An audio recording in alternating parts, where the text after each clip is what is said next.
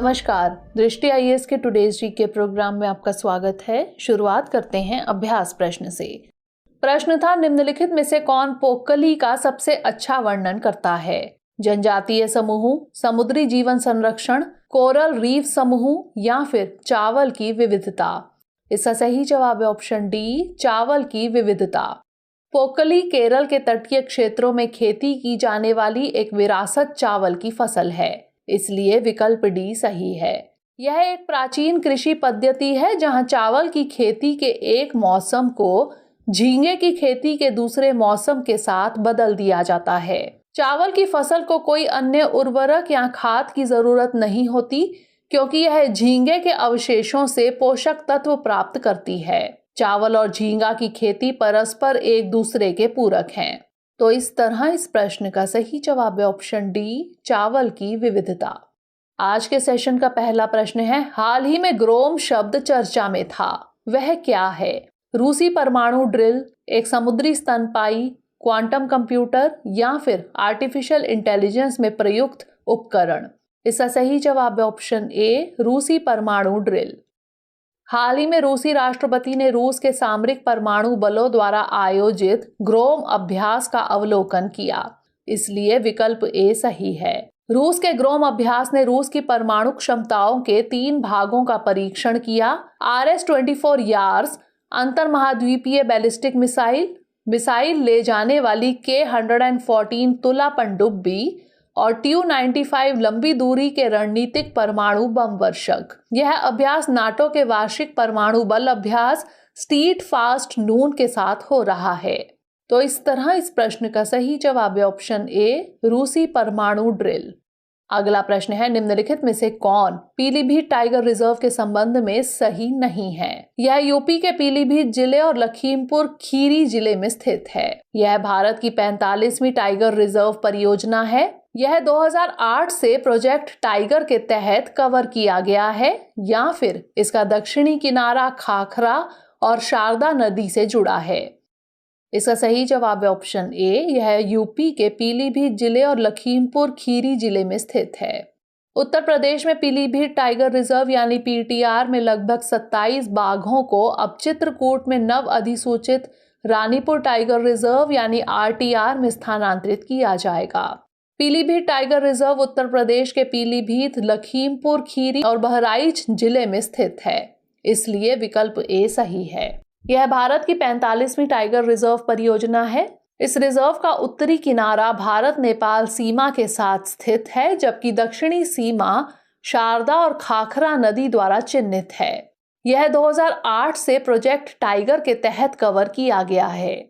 तो इस तरह इस प्रश्न का सही जवाब है ऑप्शन ए, यह यूपी के पीलीभीत जिले और लखीमपुर खीरी जिले में स्थित है। अगला प्रश्न है, रिसर्च इनोवेशन इनिशिएटिव गैदरिंग का प्रयोग किसके संदर्भ में किया जाता है? आसियान, G7, G20 या फिर सार्क। इसका सही जवाब है ऑप्शन सी, G20। हाल ही में G20 अनुसंधान मंत्रियों की बैठक में भारत की अध्यक्षता में आयोजित होने वाली रिसर्च इनोवेशन इनिशिएटिव गैदरिंग यानी RIIG की प्रमुख विषय वस्तुओं को रेखांकित किया गया। RIIG G20 समूह के इवेंटों की एक श्रृंखला है, इसलिए विकल्प सी सही है। भारत की अध्यक्षता में RIIG का आयोजन 1 दिसंबर 2022 से होगा। इससे G20 सदस्य देशों के बीच साझा सुविधाओं एवं वित्त पोषण के माध्यम से अनुसंधान और नवाचार बढ़ने की उम्मीद है। तो इस तरह इस प्रश्न का सही जवाब है ऑप्शन सी, G20। अगला प्रश्न है, सरस फूड फेस्टिवल किस मंत्रालय से संबंधित है? महिला एवं बाल विकास मंत्रालय, कृषि एवं किसान कल्याण मंत्रालय, जनजातीय मामलों के मंत्रालय या फिर ग्रामीण विकास मंत्रालय। इसका सही जवाब है ऑप्शन डी, ग्रामीण विकास मंत्रालय। केंद्रीय ग्रामीण विकास मंत्रालय द्वारा नई दिल्ली में सरस फूड फेस्टिवल 2022 का आयोजन किया जा रहा है। सरस फूड फेस्टिवल महिला सशक्तिकरण का एक अनूठा उदाहरण है। राष्ट्रीय ग्रामीण आजीविका मिशन के तहत गठित स्वयं सहायता समूहों की महिलाएं इस उत्सव में भाग ले रही हैं। यह महिलाओं को सशक्त बनाने के प्रयास के रूप में केंद्रीय ग्रामीण विकास मंत्रालय की एक पहल है। तो इस तरह इस प्रश्न का सही जवाब है ऑप्शन डी, ग्रामीण विकास मंत्रालय। अगला प्रश्न है, भारतीय सांस्कृतिक विविधता के संदर्भ में केर सांगरी शब्द किससे संबंधित है? लोक संगीत, क्लॉथ पेंटिंग, साहित्य या फिर व्यंजन? इसका सही जवाब है ऑप्शन डी, व्यंजन। केर सांगरी स्थानीय रूप से प्राप्त सामग्री से बना एक व्यंजन है, इसलिए विकल्प डी सही है। ऐसा माना जाता है कि इसे सदियों पहले राजस्थानी ग्रामीणों द्वारा एक अकाल के दौरान बनाया गया था। यह 5 पौधों के उत्पादों का मिश्रण है, केर, सांगरी, बबूल फली या कुमाटिया, गुंडा और आमचूर। 5 सामग्रियों के इस अनूठे मिश्रण के कारण इसे पंचकुटा भी कहा जाता है। केर एक रेगिस्तानी फल है जो एक कांटेदार झाड़ी पर उगता है और यह स्वाद में तीखा होता है। दूसरी ओर सांगरी बीन जैसी फली होती है। तो इस तरह इस प्रश्न का सही जवाब है ऑप्शन डी, व्यंजन। भारत किस देश के साथ गरुड़ 7 नामक वायुसेना अभ्यास आयोजित करता है? यूके, फ्रांस, यूएसए या फिर इजराइल? इसका सही जवाब है ऑप्शन बी, फ्रांस। भारतीय वायुसेना यानी IAF और फ्रांसीसी वायु और अंतरिक्ष बल यानी FASF गरुड़ 7 नामक एक द्विपक्षीय अभ्यास में भाग ले रहे हैं, इसलिए विकल्प बी सही है। यह अभ्यास 26 अक्टूबर से 12 नवंबर 2022 तक वायुसेना स्टेशन जोधपुर में आयोजित किया जा रहा है। यह इस द्विपक्षीय अभ्यास का 7वां संस्करण है। इसका पहला, तीसरा और 5वां संस्करण भारत में क्रमशः 2003, 2006 और 2014 में वायुसेना स्टेशनों ग्वालियर, कलाईकुंडा और जोधपुर में आयोजित किया गया था, जबकि दूसरा, चौथा और छठा संस्करण फ्रांस में 2005, 2010 और 2019 में आयोजित किया गया था। यह संयुक्त अभ्यास दोनों देशों की परिचालन क्षमता और अंतःक्रियाशीलता बढ़ाने के लिए एक मंच प्रदान करता है। तो इस तरह इस प्रश्न का सही जवाब है ऑप्शन बी, फ्रांस। अगला प्रश्न है, ग्लोबल ट्यूबरकुलोसिस यानी टीबी रिपोर्ट 2022 किसके द्वारा जारी की जाती है? विश्व आर्थिक मंच, संयुक्त राष्ट्र विकास कार्यक्रम, विश्व स्वास्थ्य संगठन या फिर लैंसेट? इसका सही जवाब है ऑप्शन सी, विश्व स्वास्थ्य संगठन। हाल ही में विश्व स्वास्थ्य संगठन यानी WHO ने ग्लोबल ट्यूबरकुलोसिस यानी टीबी रिपोर्ट 2022 जारी की है, इसलिए विकल्प सी सही है। यह रिपोर्ट पूरी दुनिया में टीबी के निदान, उपचार आदि पर कोविड-19 महामारी के प्रभाव को दर्शाती है। वर्ष 2021 के लिए भारत में टीबी की घटना प्रति 100,000 जनसंख्या पर 210 है। इसमें 18% की गिरावट आई है, जो वैश्विक औसत 11% से 7% अंक बेहतर है। WHO की रिपोर्ट में कहा गया है कि भारत एकमात्र ऐसा देश है जिसने 2021 में अपना राष्ट्रीय प्रसार सर्वेक्षण पूरा किया है। तो इस तरह इस प्रश्न का सही जवाब है ऑप्शन सी, विश्व स्वास्थ्य संगठन। अगला प्रश्न है, निम्नलिखित में से कौन थांग टा का सबसे अच्छा वर्णन करता है? मणिपुर की मार्शल आर्ट, मिजोरम में स्थानीय व्यंजन, त्रिपुरा का लोक नृत्य या फिर नागालैंड का लोक संगीत? इसका सही जवाब है ऑप्शन ए, मणिपुर की मार्शल आर्ट।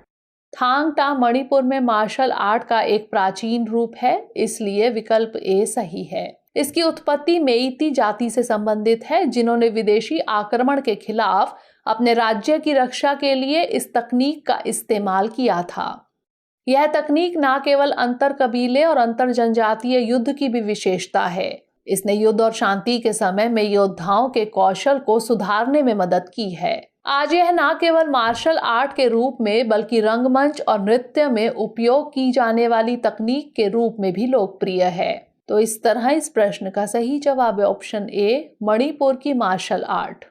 अगला प्रश्न है, भारतीय संविधान के संबंध में अदालतों की एकल प्रणाली किस स्रोत से ली गई है?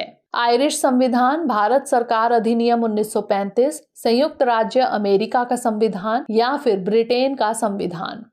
इसका सही जवाब है ऑप्शन बी, भारत सरकार अधिनियम 1935। अमेरिकी संविधान के विपरीत भारतीय संविधान ने एक एकीकृत न्यायिक प्रणाली की स्थापना की, जिसके शीर्ष पर सर्वोच्च न्यायालय और उसके नीचे उच्च न्यायालय आते हैं। एक उच्च न्यायालय के तहत अधीनस्थ न्यायालयों, जिला अदालतें और अन्य निचली अदालतों का एक पदानुक्रम होता है। अदालतों की यह एकल प्रणाली भारत सरकार अधिनियम 1935 से अपनाई गई, इसलिए विकल्प बी सही है। यह केंद्रीय कानूनों के साथ साथ राज्य के कानूनों को भी लागू करती है। तो इस तरह इस प्रश्न का सही जवाब है ऑप्शन बी, भारत सरकार अधिनियम 1935। अंतिम प्रश्न है, एनडीसी सिंथेसिस रिपोर्ट 2022 किस विषय से संबंधित है? ब्लॉकचेन डेटा, माउंटेन इंजीनियरिंग, तेल अन्वेषण या फिर पेरिस समझौता? इसका सही जवाब है ऑप्शन डी, पेरिस समझौता। हाल ही में जलवायु परिवर्तन पर संयुक्त राष्ट्र फ्रेमवर्क कन्वेंशन यानी UNFCCC द्वारा एनडीसी यानी राष्ट्रीय स्तर पर निर्धारित योगदान संश्लेषण रिपोर्ट 2022 जारी की गई थी। इस रिपोर्ट का यह संस्करण 166 नवीनतम उपलब्ध एनडीसी से जानकारी का संश्लेषण करता है।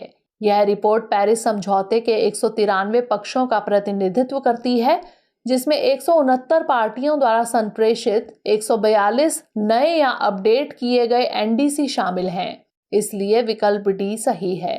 एनडीसी पेरिस समझौते के उद्देश्यों को प्राप्त करने के लिए देशों के लिए आधार बनाते हैं। इनमें राष्ट्रीय उत्सर्जन को कम करने और जलवायु परिवर्तन के प्रभावों के अनुकूल बारे में जानकारी शामिल होती है। इसमें इन कार्यों के लिए वित्त, प्रौद्योगिकी और क्षमता निर्माण की आवश्यकता या प्रावधान के बारे में भी जानकारी होती है। तो इस तरह इस प्रश्न का सही जवाब है ऑप्शन डी, पेरिस समझौता। आइए अब नोट कर लेते हैं आज का अभ्यास प्रश्न। फिट इंडिया फ्रीडम रन 3.0 किसके द्वारा आयोजित किया जाता है? भारतीय खेल प्राधिकरण, भारतीय हॉकी महासंघ, national museum of natural history या फिर भारतीय क्रिकेट कंट्रोल बोर्ड? इसका उत्तर हमें कमेंट सेक्शन में ज़रूर भेजिएगा। अगले सेशन में नए प्रश्नों के साथ मिलेंगे। तब तक के लिए पढ़ते रहिए एंड स्टे मोटिवेटेड।